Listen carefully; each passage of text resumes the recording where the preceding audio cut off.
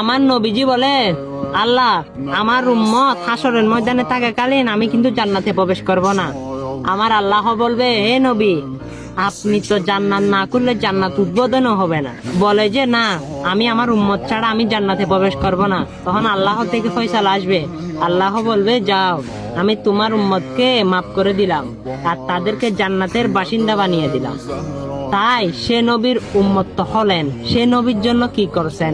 চলুন আজকে একটা হাদিস সে নবীর মানুষের কাছে পৌঁছে দিবেন।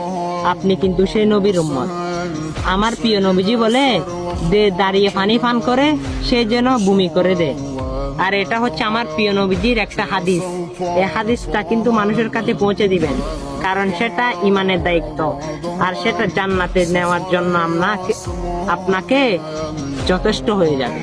আমিন।